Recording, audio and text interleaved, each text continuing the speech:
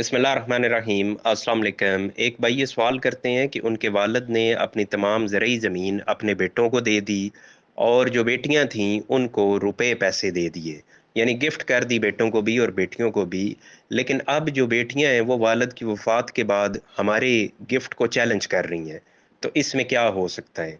तो जनाब बात यह है कि वालिद साहब ने जो तो प्रॉपर्टी आपको दी, यानी ज़मीन की सूरत में, उसका तो रिकॉर्ड मौजूद है, लेकिन जो बेटियों को दी उसका कोई रिकॉर्ड नहीं होगा, लाज़मी बात। अगर तो रिकॉर्ड है तो फिर तो आप अदालत के सामने ये रखेंगे कि जनाब ये देखें, उनको रुपए दिए गए हैं और हमें उसके बदले ज़मीन दी गई है। गिफ्ट तो हर एक को किया है वालिद ने, लिहाजा इस गिफ्ट पे कोई ऑब्जेक्शन बनता ही नहीं है। लेकिन बात यह है कि आपका गिफ्ट अगर साबित हो जाए अदालत में और उनका गिफ्ट सिर्फ ज़ुबानी हद तक हो कि जनाब उन्हें भी दिया गया है, तो फिर तो ज़ाहिर है कि वो एतराज़ तो करेंगी, एक मौका उनको मिल जाएगा एतराज़ करने का।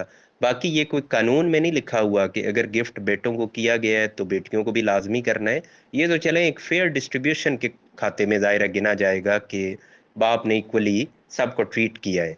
और दूसरी बात ये है कि जो गिफ्ट आपको हुआ है इसको आप अगर अदालत में सक्सेसफुली साबित करते हैं तो इसको कोई खतरा भी नहीं है। बेशक बेटियों को कुछ ना भी दिया गया हो और बेटों को दे दिया है, या एक ही बेटे को दे दिया है, या बेटियों को दे दिया है बेटों को नहीं दिया, तो हर सूरत में अगर वो गिफ्ट प्रॉपर तरीके से हुआ है तो उसको कोई कानूनी तौर पे खतरा नहीं है, वो वैलिड गिफ्ट है।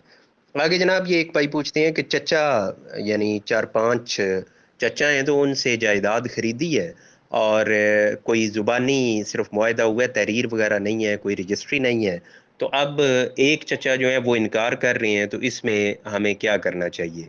तो जनाब पहली तो सबसे अहम बात यह है कि अभी एक चचा इनकार कर रहे हैं, इससे पहले कि बाकी भी इनकार शुरू हो जाएं तो आप बाकियों से तो लिखवाएं ना, जो एग्री हैं उनसे तो एक तहरीर लिखवाएं।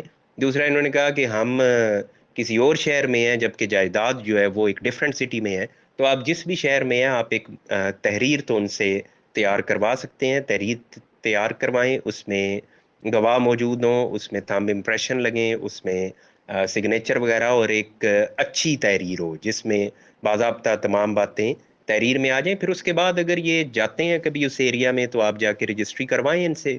नहीं जाते तो फिर आपके पास एक ऑप्शन आ जाती है, आप थ्रू कोर्ट भी ये प्रॉपर्टी अपने नाम करवा सकते हैं, लेकिन ये है कि कुछ दिखाने के लिए तो हो आपके पास अदालत में।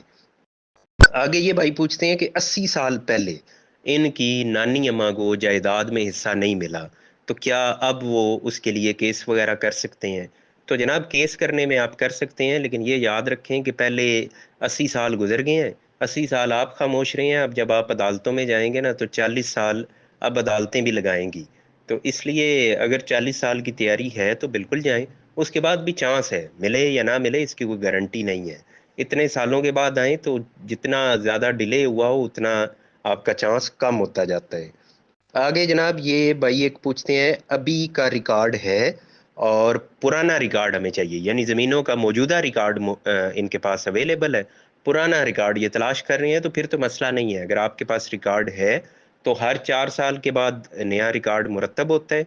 आप अगर पिछले 40 साल का भी रिकॉर्ड उनसे मांगेंगे तो वो सारा महफूज होता है, आपको मिल जाता है। उसमें अहम जो होते हैं वो एक तो नकल रजिस्टर अख्तरान ज़मीन, जिसे आप कहते हैं जमाबंदी, वो अहम तरीन डॉक्यूमेंट है। दूसरा अहम डॉक्यूमेंट होता है इंतकाल, फिर फ़र्द बदर वगैरह अगर बने हों वो अहम होते हैं, या कोई रजिस्ट्री हुई है वो अहम डॉक्यूमेंट होता है आपकी प्रॉपर्टी से रिलेटेड, या अगर कोई अदालती फैसला है तो वो अहम होते हैं। ये डॉक्यूमेंट्स होते हैं जिससे पूरी ज़मीन का इस्टेब्लिश हो जाता है, ये किसकी थी, किसको मिलनी चाहिए थी, किसको मिल गई, कहाँ फ्रॉड हुआ है, या अगर वो दुरुस्त है तो तब भी आप चेन इस तरीके से कायम कर सकते हैं। एक इसमें ऐड करता चलूँ कि बहुत से लोग हैं जो ये कहते हैं कि जनाब मुआफ़ज़ खाने जाते हैं, वो कहते हैं रिकॉर्ड जल गया। तो ये बहुत से इलाकों में हुआ भी है, कहीं जेनुइन भी जल गया होगा। बाकी अक्सर जगहों पे पाकिस्तान है, फ्रॉड हुए होते हैं बड़े बड़े पैमाने पे, तो उन फ्रॉड को कवर भी तो करना है। तो उसके लिए फिर बेहतरीन तरीका होता है कि उधर आग लगा दी जाए। ये सुना जाता है, मुबैना तौर पे ऐसा होता है, लेकिन जेनुइन आग भी लग सकती है। लेकिन बहुत सी जगहों पे ये इल्ज़ामात हैं कि जनाब जानबूझ के आग लगा दी गई ताकि जो फ्रॉड है वो कवर हो जाए।